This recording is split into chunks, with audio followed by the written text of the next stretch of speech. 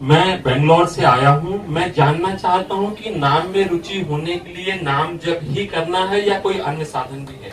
हाँ, उसमें अन्य उसकी उत्साह वर्धन के लिए सबसे प्रधान साधन है सत्संग। साधन को हरि भजन है, कै सत्संग सहाय। जैसे हमें किसी मार्ग में चलना होता है तो पहले मार्ग बताने वाला हमें चाहिए।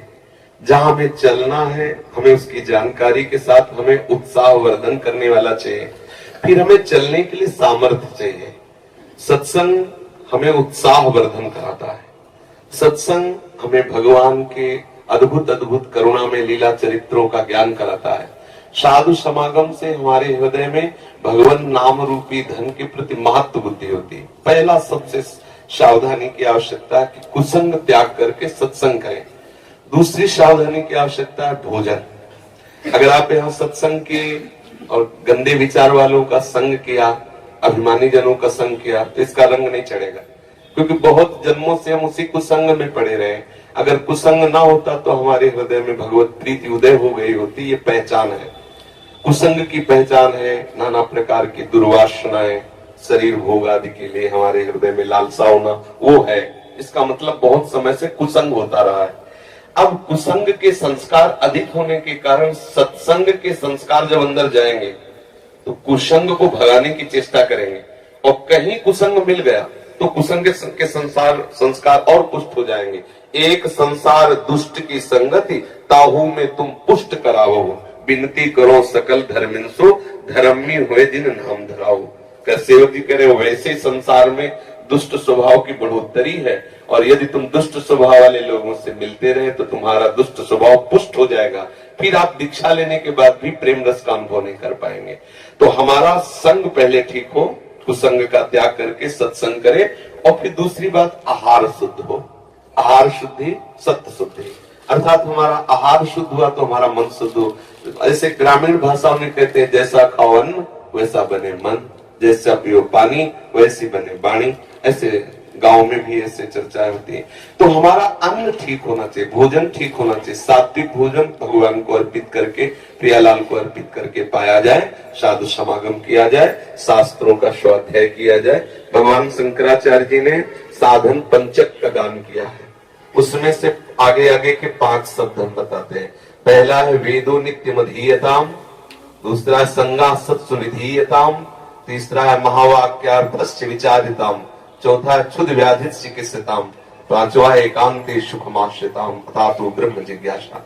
पहले का तात्पर्य है कि जो भगवत प्राप्ति करना चाहता है उसे शास्त्रों का स्वाध्याय अनिवार्य।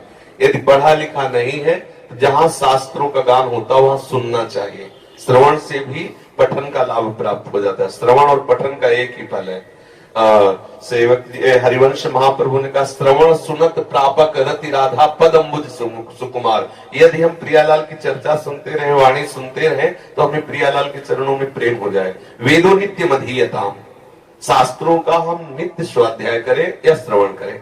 संगा सत्सु विधीयताम, हम संग करें तो महापुरुषों का संग करें, जिनके संग से हमारे अंदर के विकार मिट जाएं, जिनके संग से प्रभु प्यारे लगने लगे, जिनके संग से हमें संसार के भोग के प्रति हे बुद्धि हो जाए, ऐसे संतों का हम संग करें। और महावाक्यार्थस्य विचारिताम, जो महापुरुषों ने अनुभव किया है, वो जो वचन बोलते हैं, वैसे यहाँ महावाक्य का तात्पर्य तो अहम ब्रह्मास्मादि से है, लेकिन हम उसको इस रूप में लेते हैं कि जो संत महापुरुषों ने जीवन में अनुभव करके और वो शास्त्रों का सार वाक्य बोलते हैं, विचारिताम, वाक्यार्थस्य विचारिताम, हम उनके वाक्यों के अर्थ का विचार करें। जो संत जन कहते हैं उस विचार में डूबे, उसे आचरण में उतारे। फिर बात कही, क्षुद व्याधि चिकित्सिताम, क्षुधा रूपी व्याधि की चिकित्सा करें। देखो कैसी बात कही, चिकित्सा औषधि रूप में होती है। भिक्षान्नम औषधम, यदि वैरागी है तो भिक्षा का अन्न, और गृहस्थी है तो सत धर्म से कमाए हुए धन के द्वारा भगवद अर्पित करके अतिथि साधु सेवा करके फिर अपने उदर का पोषण करें। फिर एकांत सुखमास्यताम, अपनी दिनचर्या में कुछ ऐसा समय होना चाहिए एकांत में बैठ करके हम अपने आराध्य देव का बिल्कुल व्यवस्थित चित्त होकर के चिंतन करें। व्यग्र चित्त होकर नहीं, शांत चित्त होकर प्रभु का चिंतन, ऐसी दिनचर्या होनी चाहिए। अगर ऐसी दिनचर्या है तो नाम में रुचि हो जाएगी। खान पान ठीक हो, संग ठीक हो, विचार ठीक हो, आचरण ठीक हो, तो रोज नाम में उत्साह बढ़ता चला जाएगा। अब एक मटकी में चाहे जितना पानी भरो, थोड़ा सा छेद कर दो तो भरेगी नहीं, खाली होती चली जाएगी। ऐसे ही अगर थोड़े से गंदे आचरण, थोड़ा सा असाधन, तो हम नाम जब करते हैं वो भरता नहीं है नाम का भाव, वो धीरे धीरे निकलता रहता है। बहुत समय व्यतीत हो जाता है, फिर हमें अश्रद्धा होने लगती है कि यार नाम जपने से कुछ लाभ तो मिला नहीं, अभी वही विकार बने हैं, अभी वही वासना है। सुनते थे नाम में आनंद मिलता है, लेकिन आनंद तो मिला नहीं। नाम आनंदमय है, पर उसके साथ जो हमें परहेज करना है वो हम कर जाए तो बहुत जल्दी लाभ प्राप्त हो जाएगा। धीरे धीरे धीरे धीरे नाम का प्रभाव ऐसा चढ़ेगा कि जिह्वा को और कुछ अच्छा ही नहीं लगेगा। ये जो षट्दश आदि व्यंजन है बिल्कुल अच्छा नहीं लगेगा। देखो, जिसको सांप काटता है ना गाँव में, उसे नीम की पत्ती खवाई जाती है पहचान करने के लिए। जहर चढ़ गया कि नहीं पूछा जाता है, कैसा लगा? उसने कहा कड़वी, तो बोले सांप जहरीला नहीं था क्योंकि जहर नहीं चढ़ा। और अगर उसने बोला कि नीम की पत्ती मीठी, तो बोले बस सांप का जहर चढ़ गया। संसार कैसा? दुखालयम, बोले नहीं मुझे सुखी ले, सुखमय लग रहा, बोले जहर चढ़ गया। ये काल रूपी सर्प का जहर चढ़ गया, क्योंकि विषय मुझे जो दुख देने वाले वो सुखमय लग रहे हैं।